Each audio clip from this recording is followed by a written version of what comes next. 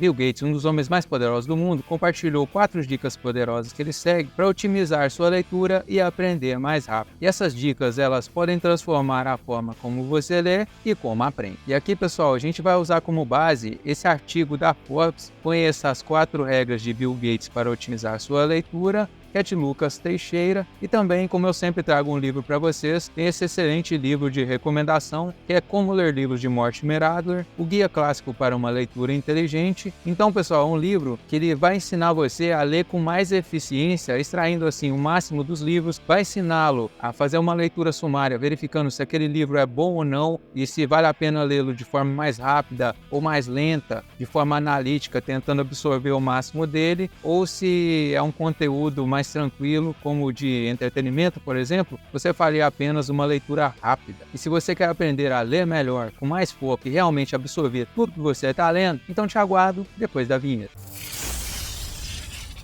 Eu sou o Patrick, seja bem-vindo ao canal Só no Papiro, um canal onde a gente promove o crescimento pessoal por meio de análises literárias. Então, deixe seu like e inscreva-se no canal para não perder os próximos vídeos, porque o conteúdo aqui você sabe que é de qualidade. Sem enrolação, vamos para o tema, vamos para a primeira dica de Bill Gates. Então, de acordo com a Forbes, separe ao menos 1 hora de leitura. Essa é a dica do Bill Gates. Ele sugere para a gente que a gente separe pelo menos 1 hora por dia de leitura. Esse não é o tipo de coisa que você pode fazer em 5 minutos hoje, 10 minutos amanhã. Só artigos de revista ou vídeos curtos de YouTube cabem nesses pequenos intervalos. A razão para separar mais tempo para ler é a necessidade de pensar, em vez de apenas absorver aquelas palavras. Quando você tem tempo para refletir sobre o conteúdo, para ver como ele realmente se aplica à sua vida ou até mesmo à vida dos outros, então o valor desse material ele acaba crescendo significativamente. Lá no livro Como Ler Livros de Mortimer Adler, fica bem claro que a leitura ela tem que ser ativa, tem que ser do jeito que o Bill Gates está falando aqui. Ou seja, tem que ser uma leitura em que você vai ser crítico, você vai tentar entender em que sentido, em que ambiente aquilo seria útil, aquele conhecimento seria útil para melhorar a sua vida ou melhorar a vida dos outros. Então, não basta ler, você tem que pensar sobre o que está lendo. Eu tenho uma dica extra aqui para você, tá, pessoal? Depois que eu leio, depois que eu passo desse período de leitura, eu sempre leio de manhãzinha, tá? Eu acordo bem cedo, leio, estudo, eu faço os roteiros para os vídeos. Então, com o passar do tempo, na hora que eu vou para a academia, enquanto estou em deslocamento, eu faço uma revisão mental, ou seja, eu penso em tudo aquilo que eu li, puxo tudo aquilo de volta e faço críticas a respeito daquilo, eu penso mais sobre aquele assunto, assim eu posso aprender mais, absorver mais do conteúdo e também já pensar em como ele seria útil para a minha vida. Além disso, nós temos a segunda dica, que é faça anotações. Quando você lê, precisa se assegurar de que realmente está concentrado, diz Gates. Particularmente, se um livro for de não ficção, perceba se você absorve o novo conhecimento e o conecta ao conhecimento que você já tem. Para mim, fazer anotações ajuda a garantir que eu estou realmente focado no que está ali. Mesmo quando você não concorda com o que lê, fazer anotações se torna ainda mais importante, pois ajuda você a entender as perspectivas diferentes de mundo e também de pensar criticamente. Então aqui o Bill Gates vai mostrar para a gente que é importante a gente ler coisas contrárias ao que a gente pensa. Para quê? Para que a gente melhore a nossa visão de mundo e também para que possa entender como outras pessoas pensam, entende? Então isso aqui é uma ação que ela é uma ação que vai rumo à tolerância, entendeu? Ah, agora eu entendi! E analisando essa parte aqui de cima, em que o Gates fala que você tem que ver se você está